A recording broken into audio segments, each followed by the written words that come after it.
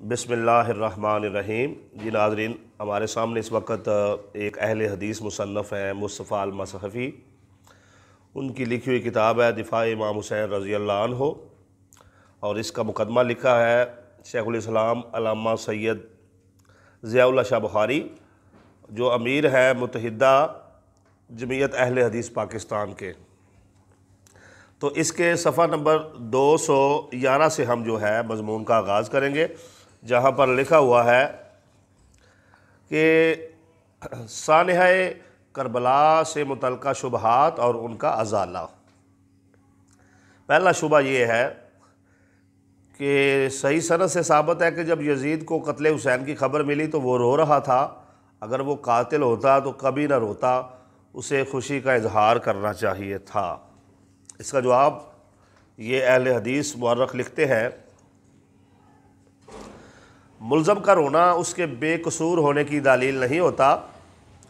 یہ بات تو حامیان یزید بھی تسلیم کرتے ہیں۔ چنانچہ یہ لوگ اپنی تقاریر میں ایک مخصوص فرقے کو قاتل ثابت کرتے ہوئے اکثر کہا کرتے ہیں جو روتا ہے وہی قاتل ہوتا ہے، پھر اس مخصوص فرقے کو لتاڑتے ہوئے کہا کرتے ہیں ارے تم ہی قاتل ہو کیونکہ تم روتے پیٹتے ہو۔ دلیل یہ پیش کرتے ہیں کہ جب برادران یوسف علیہ السلام کو ویران کنویں میں پھینک کر بھائی جو ہیں وہ واپس پلٹے تو پیراہن پر انہوں نے کسی جانور کا خون لگا لیا، اور جیسے ہی گھر کے قریب آئے تو رونا پیٹنا شروع کر دیا۔ قرآن کہتا ہے کہ برادران یوسف عشاء کے وقت روتے ہوئے واپس آئے تھے۔ دیکھو خود ہی قاتل اور خود ہی رو رہے ہیں، ثابت ہوا جو روئے وہی قاتل ہے، لہٰذا تم ہی قاتل ہو۔ قارئین کرام، آپ نے ملاحظہ کیا یہ لوگ کس طرح سے یہ اگلا صفحہ آ گیا جی، صفحہ نمبر 212، ٹھیک ہے جی۔ ایک مجرم کی حمایت پر کمر بستہ ہو چکے ہیں، عقل و خرد سے کام لینا کب کا ان لوگوں نے چھوڑ دیا ہے۔ مخصوص فرقے سے وابستہ لوگ محرم کے مہینے میں روئیں تو قاتل، لیکن یزید روئے تو بے قصور، عقل محو حیرت ہے، عدل و انصاف ماتم کنا ہے۔ ٹھیک ہے جی۔ وہ کہتے ہیں کہ اگر رونا دلیل ہے تو پھر اگر یہ روتے ہیں تو پھر یزید بھی رویا تھا، اس لیے اچھا جی آگے چل کے اس پر اور بھی بہت سے دلائل ہیں۔ اچھا، ایک اور شبہ جو ہے وہ یہ ہے کہ حضرت حسین علیہ السلام کا قتل سبائیوں نے کیا تھا۔ سبائی چونکہ ملت اسلامیہ کے اختلاف کا بیج بو کر امت کے ٹکڑے کرنا چاہتے تھے، یہ کارروائی انہوں نے کی۔ تو اس کا شعبے کا ازالہ یہ ہے، میدان کربلا میں دور دور تک کوئی سبائی نظر نہیں آتا۔ کربلا کے مرکزی کرداروں میں کوئی سبائی نہیں، نہ ہی ابن زیاد سبائی تھا، نہ ہی شمر ملعون۔ سبائیت کا دور دور لازم ہے ثابت کرے، سبائیت کا ورد کرنے والوں پر لازم ہے کہ ثابت کریں ابن زیاد، شمر، عامر بن سعد یہ سب سبائی تھے۔ اگر کسی معتبر و مستند روایت سے ان قاتلین حسین کا سبائی ہونا ثابت نہیں کرتے تو اعتراف کریں کہ قاتل سبائی نہیں بلکہ یزید اور اس کے اہلکاروں نے ہی خاندان رسالت کے خون ناحق سے ہاتھ رنگے ہیں۔ اچھا جی، یزید کی وکالت کرتے ہوئے صفحہ نمبر 213 پر اگلا شبہ جو ہے وہ یہ ہے کہ یزید نے کہا تھا کہ اللہ ابن مرجانہ یعنی ابن زیاد پر لعنت کرے، میں نے تو قتل کرنے کا حکم نہیں دیا تھا، اگر میں وہاں ہوتا تو کبھی بھی حسین کو قتل نہ ہونے دیتا۔ لہٰذا ہمیں چاہیے ایک مسلمان کی زبان پر یقین کرتے ہوئے یہ تسلیم کر لے کہ یزید بالکل بے قصور ہے۔ اب اس کا شبہ کا ازالہ بھی کیا گیا ہے۔ یہ اہل حدیث مصنف لکھتے ہیں کہ دنیا میں ایک یزیدی مسلمان ہے یا کوئی اور بھی مسلمان رہتا ہے، حسن ظن کا صرف یزید حقدار ہے یا دیگر مسلمانوں کو بھی کے بارے میں بھی حسن ظن رکھنا چاہیے؟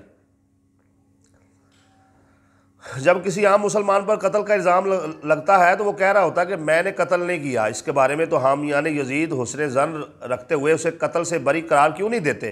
ہم کہتے ہیں تمام حامیان یزید و علم برداران ناسبیت صرف ایک اسلامی عدالت کی نشاندہی کر دے جہاں فاضل جج نے یہ کہہ کر ملزم کو بری قرار دے دیا ہو کہ ملزم رو رہا ہے، بار بار کہے جا رہا ہے کہ میں نے قتل نہیں کیا، لہذا عدالت اسے بری قرار دیتی ہے۔ زیادہ نہیں، صرف ایک ہی عدالت کی نشاندہی کر دے، رونے سے یا اپنے منہ سے یہ کہنے سے کہ میں نے قتل نہیں کیا کوئی بھی جو ہے وہ بری ذمہ نہیں ہو جاتا۔ اب آگے جو ہے صفحہ نمبر 214 پہ ہم آ گئے ہیں، اگلا شعبہ جی۔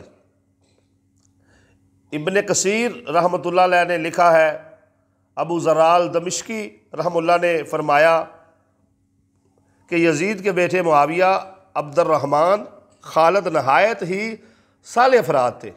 ثابت ہوا کہ یزید بھی صالح اور موحد تھا، کیونکہ جس کے بیٹے صالح ہوں وہ خود بھی صالح ہو سکتا ہے، تو اس شعبے کا بھی ازالہ کیا گیا ہے۔ عبداللہ بن ابی سلول امام المنافقین کا بیٹا جلیل القدر صحابی تھا، سچا محب رسول تھا۔ کیا امام المنافقین ابی سلول کو بھی صالح اور موحد مان لیا جائے؟ حامیان یزید سے گزارش ہے کہ برائے کرم عبداللہ بن ابی سلول کے صالح، موحد اور سچا محب رسول صلی اللہ علیہ وآلہ وسلم ہونے کا فتویٰ بھی مشتہر کر دے، کیونکہ ان کا بیٹا صالح موحد تھا۔ نوٹ: العقد الفرید وہ کتاب ہے جو کہ ناصبیوں کے ہاں بھی معتبر سمجھی جاتی ہے۔ یہی وجہ ہے کہ ناصبیوں کے آقا و مولا محمود عباسی نے اپنی تحریرات میں اس کی عبارتیں پیش کی ہیں۔ اچھا جی، اگلا شعبہ جی۔ شعبہ یہ ہے کہ یزید کی وفات کا تذکرہ علماء کرام نے احترام کے ساتھ کیا ہے۔ اگر وہ امام حسین علیہ السلام کے قتل میں ملوث ہوتا تو محدثین کبھی بھی اس کا تذکرہ ادب و احترام کے ساتھ نہ کرتے۔ جی، اس کا بھی ازالہ کیا گیا ہے۔ ابن حجر عسقلانی رحمۃ اللہ علیہ نے لکھا، اللہ تعالیٰ نے یزید کو پکڑ لیا جس طرح غالب و قدرت رکھنے والا پکڑ کرتا ہے۔ امام ذہبی رحمہ اللہ نے لکھا، اللہ تعالیٰ نے یزید کو مہلت نہ دی، 70 سے کچھ زائد دن ہی گزرے ہوں گے کہ وہ ہلاک ہو گیا۔ ٹھیک ہے جی۔ آگے ابن الحزم نے لکھا ہے، اللہ تعالیٰ نے یزید کو پکڑ لیا جس طرح غالب اور قدرت رکھنے والا پکڑ کرتا ہے۔ بتائیے کیا یہ احترام امیز رویہ ہے؟ اچھا جی، اگلا یزید کے وکیل جو اگلا شعبہ پیدا کرتے ہیں وہ یہ ہے، واقعہ کربلا اور واقعہ حرہ کے بعد بھی لوگوں نے یزید نام رکھے۔ اگر یزید قاتل حسین علیہ السلام ہوتا تو لوگ اپنے بچوں کا نام یزید نہ رکھتے۔ اس کا بھی جواب ہے جی، ہر علاقے کا ایک ماحول ہوتا ہے۔ لفظ یزید عربی ہے، عربوں میں یہ نام پہلے بھی معروف تھا، بہت سے لوگوں کا نام اس خبیث سے پہلے بھی یزید تھا، حتیٰ کہ یزید کے تایا جان کا نام بھی یزید تھا، جو نام معاشرے میں کافی مشہور ہو چکا ہو۔ اس نام کو اگر کوئی ظالم بھی ہو تو لوگ پھر بھی اس نام کا اگر کوئی ظالم شخص بھی ہو تو لوگ پھر بھی وہ نام رکھتے ہیں۔ تاریخ میں ایسے ظالم بھی گزرے ہیں جنہیں حامیان یزید بھی ظالم تصور کرتے ہیں، مثلا حجاج بن یوسف، لیکن حجاج نام کے کتب حدیث میں کافی راوی موجود ہیں۔ کیا حجاج بن یوسف کو بھی ولی قرار دے دیا جائے؟ اس طرح حضرت علی علیہ السلام کے قاتل کا نام عبد الرحمن تھا۔ اس امت میں کتنے لوگ ہیں جن کا نام عبد الرحمن ہے اور اپنے بچوں کا نام بھی عبد الرحمن رکھتے ہیں؟ کیا یہ کہہ کر کہ عبد الرحمن ابن ملجم نے حقیقتاً حضرت علی کو شہید کیا ہوتا تو لوگ اپنے بچوں کا نام عبد الرحمن نہ رکھتے؟ یعنی کہ ایک مخصوص بندے عبد الرحمن نے مولا علی کو شہید کیا ہے، ہر عبد الرحمن نے یہ فعل انجام نہیں دیا، اس سے بری ذمہ قرار دیا جائے۔ اس طرح ثقیف قبیلہ جو ہے وہاں سے ایک مختار نامی شخص گزرا ہے جسے دنیا مختار ثقفی کے نام سے جانتی ہے، اور حامیان یزید اسے گالیاں دینا مذہبی فریضہ سمجھتے ہیں۔ دیکھ لیجئے، یہ اہل حدیث کی کتاب ہے اور کہہ رہے ہیں کہ یزید کے حامی جو ہیں وہی مختار کو گالیاں دیتے ہیں۔ یعنی گالیاں کیوں دیتے ہیں؟ وہ دینے کی وجہ بھی صاف ظاہر ہے کہ انہوں نے یزیدیوں کو چون چون کے مارا۔ اچھا جی، ان کے ہاں لیکن اپنے بچوں کا نام مختار بھی رکھتے ہیں۔ کیا ایسا تو نہیں کہ مختار ثقفی ان کے ہاں مقربان الہی و محبوبان خدا کی صف میں شامل ہو چکا ہے؟ نوٹ: عجم میں یہ نام چونکہ معروف نہیں تھا اس لیے اہل عجم اپنے بچوں کا نام یزید رکھنے سے گریز ہی کرتے ہیں۔ حامیان یزید پر لازم ہے کہ وہ شواہد کے ساتھ ثابت کریں کہ لوگوں نے اپنے بچوں کا نام اس خبیث کی نسبت سے یزید رکھا ہے۔ اچھا جی، اگلا شبہ ہے کہ حضرت حسین علیہ السلام کے فرزند علی بن حسین المعروف زین العابدین نے یزید کی بیعت کی تھی۔ ثابت ہوا امام زین العابدین کے نزدیک یزید اگر سیدنا حسین کے قتل میں ملوث ہوتا تو کبھی بھی یزید کے پاس جا کر اس کی بیعت نہ کرتے، یعنی امام زین العابدین نے یزید کی بیعت کی تھی۔ یہ شبہ جو ہے یزید ہی پیدا کرتے ہیں۔ تو اس کا جواب بھی آگے دیا گیا ہے، یہ اہل حدیث مورخ ہیں جو سارے جواب دے رہے ہیں۔ کسی بھی صحیح روایت سے ثابت نہیں ہے کہ حضرت زین العابدین بارضا و رغبت یزید کے پاس گئے ہوں اور اس کے پاس جا کر اس کی بیعت کی ہو۔ جو شخص دعوت کرتا ہے اس کی ذمہ داری ہے کہ وہ دلیل پیش کرے۔ انہوں نے کہا کہ یہ جھوٹا اور مان گڑت ہے، یہ کہیں سے بھی ثابت نہیں ہے۔ اگلا شبہ ہے زین العابدین نے یزید کے بارے میں کہا تھا، امیر المومنین کے الفاظ استعمال کیے تھے۔ اگر یزید قاتل ہوتا تو سوال یہ پیدا ہوتا ہے کہ حضرت حسین کے لخت جگر اپنے باپ کے قاتل کے بارے میں یہ الفاظ کہتے، تو اس کا بھی جواب دیا گیا ہے۔ درجہ بالا روایت انتہائی درجے کی ضعیف مردود روایت ہے، لہذا ضعیف اور مردود روایت پر اتنے سنگین مسئلے کی بنیاد حامیان یزید کا ہی کام ہے۔ اور تعجب ہے کہ حامیان یزید پر کہ ہر وقت یہ ڈنڈورا پیٹتے رہتے ہیں کہ یہ روایت بھی ضعیف ہے۔ اس طرح کی روایات پیش کرنا ان کے دلوں میں چھپے ہوئے اہل بیت کے بغض کو ظاہر کرتا ہے۔ یہ اہل حدیث عالم لکھ رہے ہیں۔ قارئین کرام، شاید آپ کو یقین نہ آئے، جو بات پر ضعیف کی رٹ لگاتے ہیں وہ خود کیسے موضوع اور ضعیف اور مردود روایات جو ہیں وہ پیش کرتے ہیں۔ ٹھیک ہے جی، ملاحظہ فرمائیے، آپ نے کتاب بنام رسومات محرم الحرام اور سانحہ کربلا کا نام سنا ہوگا۔ عصر حاضر کے ناسبیوں کے ہاں یہ کتاب انتہائی محبوب و مقدس تصور کی جاتی ہے۔ ہر سال کثیر تعداد میں یہ کتاب کار خیر سمجھ کر عوام الناس میں فری تقسیم کرتے ہیں۔ اس کتاب کے مصنف نے صفحہ 19 پر لکھا ہے کہ حدیث میں آتا ہے،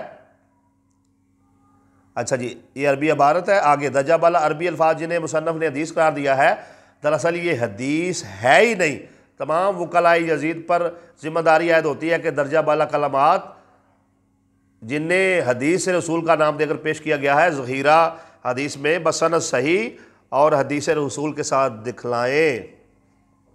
اچھا جی، اگلا اعتراض ہے، اگر یزید نے قاتلین حسین سے انتقام نہیں لیا تو کیا ہوا؟ حضرت علی نے بھی قاتلین عثمان سے قصاص نہیں لیا تھا۔ جس طرح حضرت علی کی کوئی مجبوری ہوگی اسی طرح یزید کی بھی مجبوری ہوگی۔ حضرت علی پر تو اعتراض نہیں کیا جاتا، لیکن یزید پر کیوں کیا جاتا ہے؟ یہ سوال ہو گیا یزیدیوں کی طرف سے۔ اب اس اہل حدیث عالم کا جواب سن لیں۔ حضرت علی علیہ السلام کے ایمان کی گواہی اللہ اور اس کے رسول نے دے دی ہے۔ سیدنا علی کے بارے میں بدگمانی کرنا حرام ہے، جبکہ یزید لعین کے ایمان کی گواہی تو درکنار اس کی مذمت میں صحیح احادیث وارد ہے۔ لہٰذا ایسی ذات پر جس کے ایمان کی گواہی اللہ اور اس کے رسول نے دی ہو، ایسے شخص کا قیاس کرنا جس کی مذمت میں صحیح احادیث ثابت ہوں، انتہائی گھٹیا اور خلاف شریعت حرکت ہے۔ حامیان یزید جب حضرت علی علیہ السلام کی خلافت کے بارے میں گفتگو کرتے ہیں تو بڑے زور و شور سے کہنے لگتے ہیں کہ حضرت علی علیہ السلام کی خلافت ہی قائم نہیں ہوئی تھی اور حضرت علی علیہ السلام کی حکومت کو اکثر علاقوں نے تسلیم ہی نہیں کیا تھا۔ جب یہی لوگ یزید کی حکومت کا تذکرہ کرتے ہیں تو یزید کو خلیفہ برحق ثابت کرنے کے لیے کہتے ہیں کہ یزید کی خلافت تمام عرب و عجم نے تسلیم کر لی تھی سوائے 3-4 افراد کے، بلکہ یہاں تک کہہ دیتے ہیں کہ جس قدر اتفاق یزید کی خلافت پر ہوا، تاریخ اسلام میں ایسا اتفاق کسی خلیفہ کی خلافت پر نہیں ہوا۔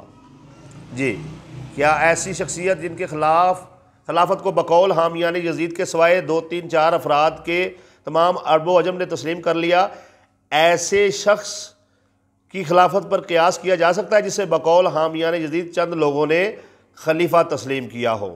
نیز جس شخص کی خلافت ہی قائم نہیں ہوئی، چند لوگوں نے اس کی بیعت کی ہو، وہ با اثر طبقے سے قصاص نہ لے سکے تو اس کی مجبوری سمجھ میں آتی ہے۔ اس کے برعکس وہ شخص کی حکومت کو عرب و عجم نے تسلیم کر لیا ہو، وہ قاتلین سے قصاص کیوں نہیں لے رہا؟ یہاں مصنف نے کہا ہے کہ مولا علی کے بارے میں کہتے ہیں کہ ان کی حکومت ابھی صحیح سے قائم ہی نہیں ہوئی تھی، تو اب جب ان کی حکومت صحیح سے قائم ہی نہیں ہوئی اور 4.5 سال سارا دور رہا ہے تو وہ کیسے قتل عثمان کا بدلہ لیتے؟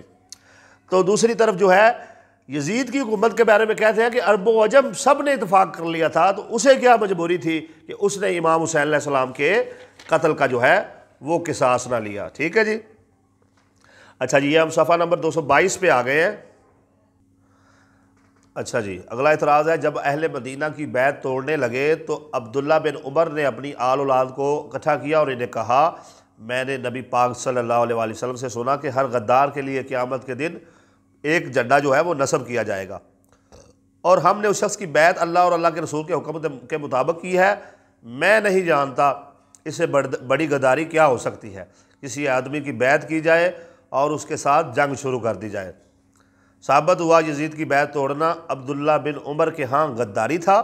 جس شخص کی بیعت توڑنا غداری قرار پائے اس کے خلاف خروج کرنا کیوں کر جائز ہو سکتا ہے؟ یہ اعتراض ہے۔ عبداللہ بن عمر جو ہے وہ یزید کے خلاف خروج کو جائز نہیں سمجھتے تھے، یہ ناسبی کرتے ہیں، اور اس کا جواب بھی آگے اس اہل حدیث مورخ نے دیا ہے۔ وہ کہتے ہیں حضرت احنف بن قیس رحم اللہ فرماتے ہیں، میں گھر سے چلا، میرا ارادہ تھا کہ میں آدمی یعنی کہ حضرت علی علیہ السلام کی مدد کروں۔ راستے میں میری ملاقات حضرت ابو بکرہ سے ہو گئی۔ پوچھا کہاں کا ارادہ ہے؟ میں نے کہا میں علی کی مدد کو جا رہا ہوں۔ کہا واپس لوٹ جاؤ۔ میں نے نبی کریم صلی اللہ علیہ وآلہ وسلم سے سنا، آپ نے فرمایا جب دو مسلمان اپنی تلواریں لے کر باہم جو ہے باہم لڑتے ہیں تو قاتل و مقتول جو ہے دونوں دوزخی ہوتے ہیں۔ میں نے کہا یا رسول اللہ صلی اللہ علیہ وآلہ وسلم، قاتل تو دوزخی ہوا لیکن مقتول دوزخی کیوں قرار پایا؟ فرمایا اس لیے کہ وہ اپنے مسلمان بھائی کے قتل کا خواہش مند ہوتا ہے۔ سوال، یہ حضرت ابو بکرہ کے استدلال کی روشنی میں جنگ جمل کے شرکاء جن میں جلیل القدر صحابہ بلکہ اشرم بشرہ بھی ہیں، انہیں نعوذ باللہ جہنمی تصور کیا جائے؟ جس طرح ابو بکرہ صحابی کے استدلال کی روشنی میں جنگ جمل کے شرکاء کو جہنمی نہیں سمجھا جا سکتا، اسی طرح یزید کی بیعت توڑنے والوں کو، اس کے خلاف خروج کرنے والوں کو عبداللہ بن عمر کی روایت کی روشنی میں غدار قرار نہیں دیا جا سکتا۔ حقیقت یہ ہے کہ بعض صحابہ کرام کی طبیعتیں نہایت ہی محتاط واقع ہوئی تھی، جہاں معمولی سا بھی شعبہ دیکھا، محسوس کیا، فوراً اس کام سے کنارہ کش ہو گئے۔ تو یہ وجہ ہے۔ اگلا شبہ ہے، امام ابن کثیر نے واقعہ کربلا کا ذکر کرتے ہوئے فرمایا کہ یعنی حضرت حسین طلب امارت کی غرض سے اپنے اہل و عیال کو لے کر سفر کی طرف نکلے۔ ثابت ہوا کہ حضرت حسین جو ہے ان کا جو گھر سے نکلنا تھا وہ دین کی خاطر نہیں تھا بلکہ حکومت کی خاطر تھا، وہ حکومت کی غرض سے نکلے تھے۔ یہ بھی اعتراض امام حسین پر، اس کا بھی جواب جو ہے یہ صفحہ نمبر 224 پہ ہم چل رہے ہیں، وہ اہل حدیث مورخ نے دیا ہے کہ حصول اقتدار کی خاطر میدان میں نکلنے والے لوگوں کو دو قسمیں ہوتی ہیں۔ ایک وہ لوگ جن کی نیت یہ ہوتی ہے کہ اقتدار مل جائے تاکہ اب دنیا میں مال و اسباب لوٹ لیں، یہ لوگ شریعت کی نظر میں بدترین اور گھٹیا صبر کیے جاتے ہیں۔ اچھا جی، اور دوسرے جن کی نیت یہ ہوتی ہے کہ اقتدار مل جائے تاکہ دین کا علم بلند کیا جا سکے، اللہ کے دیے ہوئے وسائل کو عوام کی فلاح و بہبود کے لیے استعمال کریں گے۔ یہ سوچ لے کر اٹھنے والے شریعت اسلامیہ کی نظر میں بڑے عظیم لوگ ہوتے ہیں۔ مثال حضرت یوسف علیہ السلام کی آپ کے سامنے ہے کہ جب ان سے پوچھا گیا کہ آپ کو کیا چاہیے تو انہوں نے کہا سلطنت کے خزانے میرے کنٹرول میں دیے جائیں تاکہ مصر کے وسائل کو نہایت احتیاط کے ساتھ رعایا کی بہتری کے لیے صرف کیا جائے۔ تو یہ سنت انبیاء ہے، ٹھیک ہے جی۔ حضرت حسین علیہ السلام اس گھر سے میدان نکلے تھے کہ برسر اقتدار طبقہ رعایا کے حقوق جو غصب ہو رہے ہیں، ٹھیک ہے جی، جو اللہ کی مخلوق کو غلام اور بنا کر رکھا گیا ہے، دین کی جو حدود ہے ان کو پامال کیا گیا ہے، اس ظالم حکمران کے ہاتھ سے وہ اللہ کے بندوں کے حقوق چھین کر جو ہے وہ اللہ کی مخلوق کو دیے جائیں۔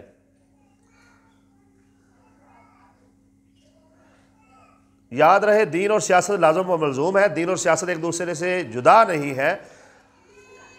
ہائے ہائے، اگر جدار صبر کیا جائے تو اسلام کے دامن میں نماز، روزے اور حج کے سوا کچھ باقی نہیں بچتا ہے۔ تو لہٰذا امام حسین علیہ السلام کا نکلنا سنت انبیاء پر تھا۔ آگے چلیں، ہم اس کے اگلے صفحے پر آ گئے ہیں۔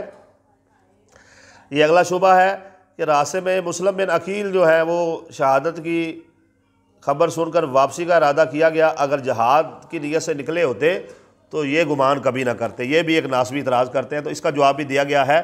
روایات بتلاتی ہے کہ سیدنا امام حسین علیہ السلام حالات کا جائزہ لینے کے بعد ہی کوفہ کے سفر پر نکلے۔ سیدنا مسلم بن عقیل کو کوفہ اسی لیے بھیجا تھا کہ وہاں کے حالات کا بغور جائزہ لے لیں۔ ملاحظہ فرمائیں، سیدنا حسین علیہ السلام اہل کوفہ کی طرف مسلم بن عقیل کو روانہ کیا۔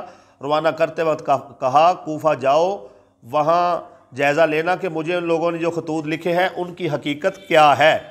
کوفہ اچھا جی، حقیقت کیا ہے؟ اگر صورتحال ویسی ہوئی ثابت ہوئی جیسی انہوں نے بیان کی ہے تو پھر میں ان کے پاس چلا جاؤں گا۔ اور اہل کوفہ کو آپ نے لکھ بھیجا امام حسین علیہ السلام نے، میں تمہارا مدعا و مقصد سمجھ چکا ہوں، میں تمہارے پاس اپنے چچا زاد بھائی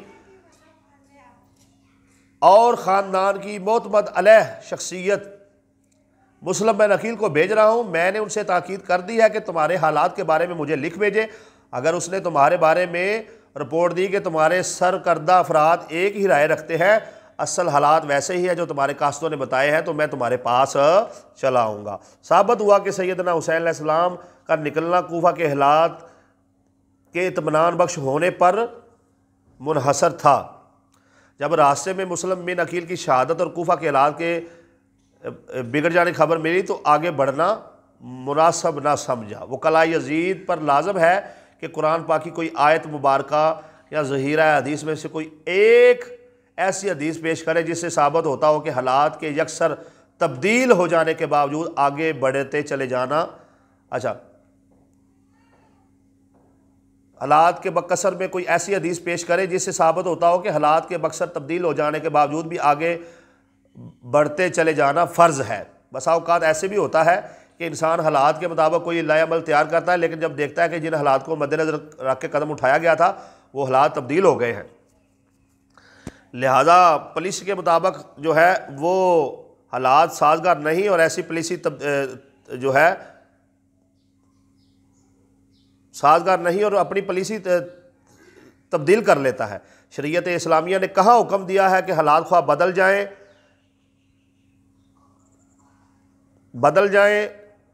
تم نے اپنی پالیسی نہیں بدلنی، اگر پالیسی تبدیل کرو گے تو گناہ گار تصور کیے جاؤ گے۔ یعنی یہ کہ حالات جیسے بھی تھے، جو بھی تھے، امام حسین علیہ السلام کا کوفہ کی طرف جانا بھی حق تھا، ٹھہر جانا بھی حق تھا، کربلا میں جانا بھی حق تھا۔ امام ہر حال میں جو ہے وہ حق پر تھے۔ اچھا جی، آگے چلے جی، آگے ہے سیدنا عبداللہ بن عمر فرماتے ہیں نبی کریم صلی اللہ علیہ وسلم نے طائف کا محاصرہ کیا، جب محاصرے سے کچھ حاصل نہ ہوا تو فرمایا انشاءاللہ ہم کل واپس لوٹ جائیں گے۔ یہ بات صحابہ کرام پر بہت گراں گزری، کہنے لگے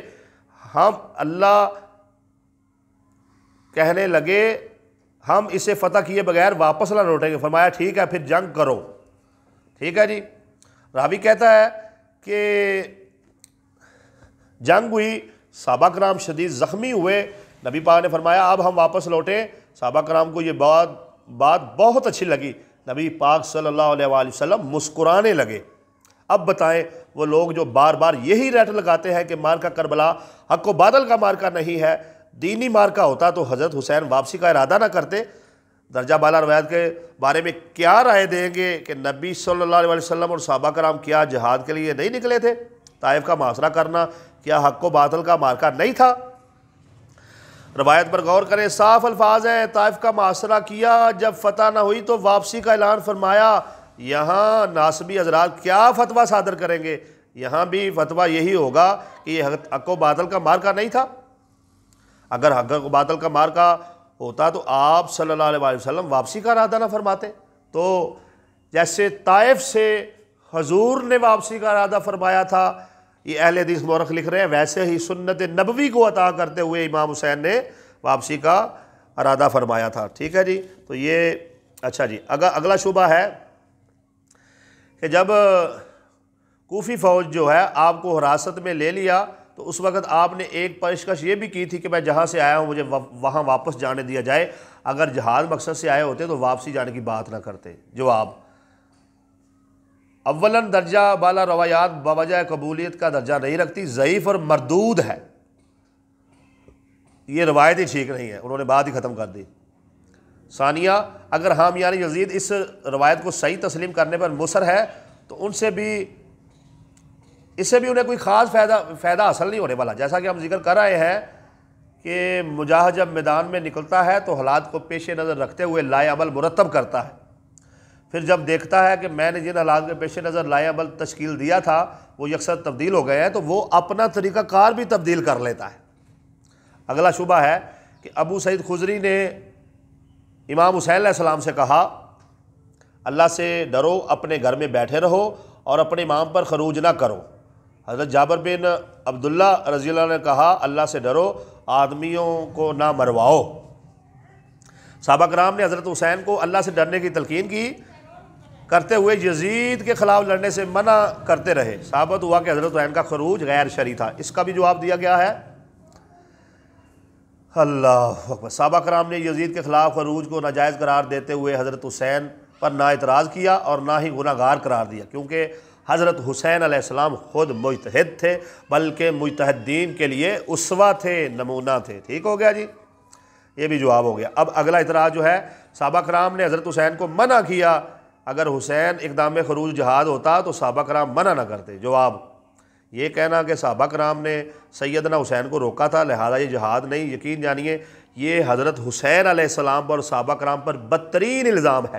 اس سے صحابہ کرام اور سیدنا حسین پر اعتراض آتا ہے۔ صحابہ کرام پر اعتراض یہ ہے کہ حضرت حسین کے اقدام کو خروج ناجائز سمجھتے تھے اور سیدنا حسن پر غیر شرعی اور ناجائز اقدام خروج کرنے کا الزام عائد ہوتا ہے، حالانکہ ایسا نہیں۔ یہاں نازبیوں نے بدترین تلبیس سے کام لیا ہے، حقیقت کے چہرے کو بری طرح مسخ کرنے کی کوشش کی ہے۔ کتب تاریخ کا مطالعہ کرنے پر بخوبی واضح ہوتا ہے کہ سیدنا امام حسین علیہ السلام کو صحابہ کرام نے صرف اس لیے روکا تھا کہ ماحول سازگار نہیں، حالات سازگار نہیں، خروج سے کوئی مقصد حاصل نہیں ہو سکتا کیونکہ سلطنت یزید کا تسلط بری طرح قائم ہو چکا ہے۔ سیدنا حسین علیہ السلام جن کے بلاوے پر جا رہے ہیں وہ بدترین قسم کے غدار بے وفا لوگ ہیں۔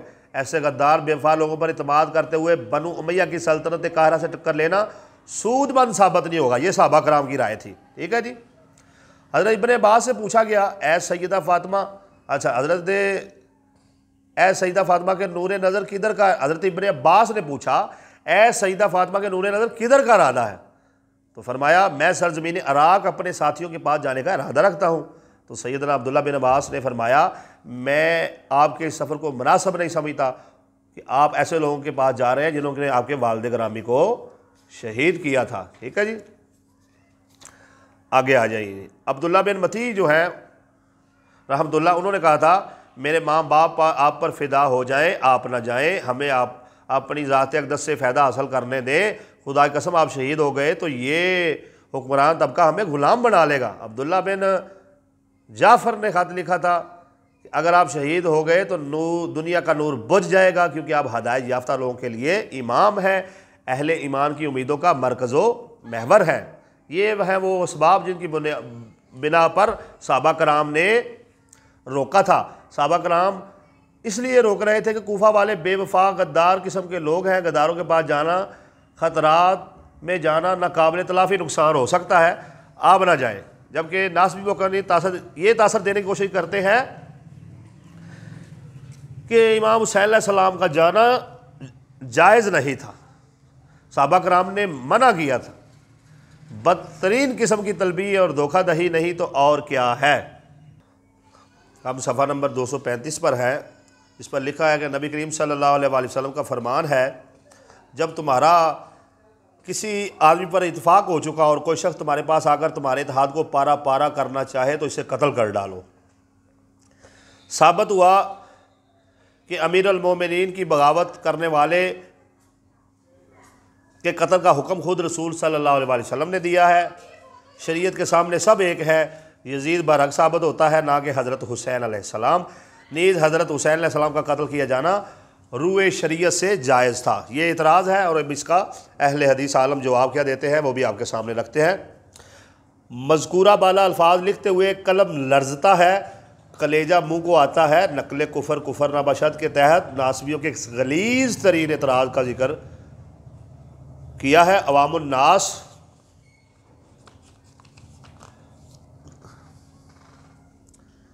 یہ نہ سمجھیں یہ غلیظ ترین سوچ شاید پہلے وقتوں میں بعض ذہنوں میں پائی جاتی تھی، آج کوئی مسلمان ایسا نہیں جو ایسی گھٹیا غلیظ سوچ رکھتا ہو۔ باخدا یہ الفاظ کئی جگہ ناصبیوں کے منہ سے میں نے خود سنے ہیں، یہ مصنف کہہ رہا ہے۔ اب دیکھنا یہ ہے کہ مسلمان ظالم و جابر حکمرانوں کے خلاف اٹھنا جائز ہے یا نہیں، اس بارے میں اکابرین اسلام کا موقف سامنے رکھا جاتا ہے۔ امام حساس رحمۃ اللہ علیہ کا فیصلہ، وہ لوگ جو دعویٰ کرتے ہیں کہ حاکم وقت خواہ ظلم و جور کی راہ اپنائے، ناحق قتل کرے، اس کے خلاف آواز نہیں اٹھائی جائے گی، یہ لوگ دراصل امت کے بدترین دشمنوں میں سے ہیں۔ اس امت کا نقصان اسلام کے دشمنوں نے اتنا ہی کیا، اتنا نقصان ان لوگوں نے کر دیا۔ ان لوگوں نے امت محمدیہ کو ظالم حکمرانوں کے خلاف میدان جہاد میں آنے سے روک دیا، تو یہ ظالم ہے، ایسے لوگ بدترین لوگ ہیں۔ آگے امام نووی کا فتویٰ ہے، وہ فرماتے ہیں وہ لوگ جو کہتے ہیں کہ حکمرانوں کے خلاف خروج نہیں کرنا چاہیے، ان کا بعض علماء کرام نے رد کیا ہے اور یہ دلیل پیش کیا ہے کہ حضرت حسین اور عبداللہ بن زبیر اہل مدینہ یزید کے خلاف اٹھے تھے۔ ٹھیک ہے جی۔ امام الحرمین کا فتویٰ ہے، وہ فرماتے ہیں جب حاکم وقت ظلم و ستم پر اتر آئے اور اس کا ظلم ظاہر ہو جائے، اگر اسے زبان سے نصیحت کی جائے پھر بھی ظلم و تشدد سے باز نہ آئے، تو اہل حل و عقد ذمہ داران امت پر واجب ہے کہ سب متحد ہو کر اسے اقتدار سے الگ کر دے۔ یہ امام الحرمین کا بھی فتویٰ آ گیا۔ ٹھیک ہے جی۔ تو یاد رہے سیدنا حسین علیہ السلام کو باغی کہنے والے خود جو ہیں وہ خارجی ہیں، خود وہ خارجی ہیں۔ علامہ علی قاری نے بجا فرمایا، وہ کہتے ہیں کہ رہی یہ بات جو بعض جاہلوں نے پھیلائی ہوئی ہے کہ حضرت حسین علیہ السلام باغی تھے، تو یہ بات اہل سنت کے ہاں باطل ہے۔ شاید یہ بات ان خارجیوں کی ہی بکواسات میں سے ہے جو راہ حق سے بھٹک گئے ہیں۔ امام حسین علیہ السلام کو باغی کہنے والوں کے بارے میں ابن تیمیہ کی رائے، وہ کہتے ہیں ناصبیوں نے غلو کرتے ہوئے حضرت حسین علیہ السلام کو کہا کہ حضرت حسین علیہ السلام خارجی تھے والعیاذ باللہ، اور ان کا قتل جائز تھا۔ ٹھیک ہے جی، یہ انہوں نے بھی ان کو خارجی کہا۔ امام شوکانی کہتے ہیں ان لوگوں نے کہا کہ نواسہ رسول سیدنا حسین علیہ السلام نے اس بدترین قسم کے شرابی، نشئی اور شریعت مطہرہ کے واجب الاحترام شخصیات و مقامات کی بے حرمتی کرنے والے یزید بن معاویہ کی بغاوت کی تھی۔ اللہ ایسے لوگوں پر لعنت برسائے۔ کیا ہی تعجب انگیز بات ہے، یہ تو ایسی باتیں ہیں جنہیں سن کر انسان کے رونگٹے کھڑے ہو جاتے ہیں۔ ٹھیک ہے جی، اور کان پھٹ جاتے ہیں۔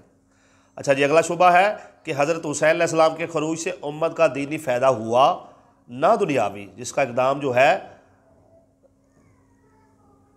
جس میں نہ دینی فائدہ ہو نہ دنیاوی، اسے جہاد کیسے قرار دیا جا سکتا ہے؟ تو اس کا بھی جواب جو ہے وہ دیا گیا ہے۔ جی، یہ صفحہ نمبر جو ہے 240 پر اس کا جواب ہے، اور یہ ادھر لکھا ہوا ہے کہ سیدنا حسین علیہ السلام کا خروج جو ہے وہ علل امت کو جہاد کی دعوت دیتا ہے۔ اے مسلمان، جب تمہارے حکمران شریعت کے منافی اقدام کرنے لگے تو ان کے خلاف میدان عمل میں آ جانا۔ حسین نے قیامت تک کے لیے تمام مسلمانوں کو درس جہاد دے دیا، تو لہٰذا یہ آپ کا مقصد تھا اور اللہ کے دین کو قائم کر دیا۔ اگلا شبہ، خلافت یزید پر ایسا اتفاق رائے ہوا ویسا کبھی کسی خلیفہ کی ذات پر نہیں ہوا، تو ایسے خلیفہ کی خلافت پر تمام رائے متفق ہو چکی، اس کے خلاف خروج کرنا کیوں کر جائز ہو سکتا ہے؟ جواب، حجاج بن یوسف نے یزید کے بیٹے خالد سے کہا تھا، میں وہ شخص ہوں جس نے تلوار یعنی کہ اپنی تلوار کی اشارہ کرتے ہوئے کہا کہ ایسے 100 افراد مارے جو تیرے باپ یزید کے شرابی اور کافر ہونے کی گواہی دیا کرتے تھے۔ میں لوگوں کو مارتا رہا حتیٰ کہ لوگ یزید کے خلیفہ ہونے کا اقرار کرنے لگے۔ یہ دیکھ لیں آپ، یعنی جب اس کی بیعت لی جا رہی تھی یزید کی تو 100 لوگوں کو قتل کیا گیا جو یہ کہتے تھے کہ یزید کی بیعت کرے، وہ تو شرابی ہے۔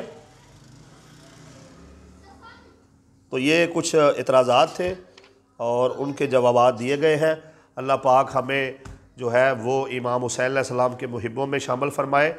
یہ کتاب ہے دفاع امام حسین رضی اللہ، جو مصطفیٰ المصحفی مصنف نے لکھی ہے، جس کا مقدمہ جو ہے وہ علامہ سید ضیاء اللہ شاہ بخاری، جو امیر ہے متحدہ جمعیت اہل حدیث پاکستان کے، انہوں نے کیا ہے۔ اللہ تبارک و تعالی ہمیں ہمیشہ امام حسین علیہ السلام کا ساتھ دینے کی اور یزیدیت کے خلاف جو ہے وہ علم بغاوت بلند کرنے کی توفیق عطا فرمائے، اور ہمارا جینا اور مرنا جو ہے وہ آقا حسین علیہ السلام کے ساتھ فرمائے۔ آمین یا رب العالمین۔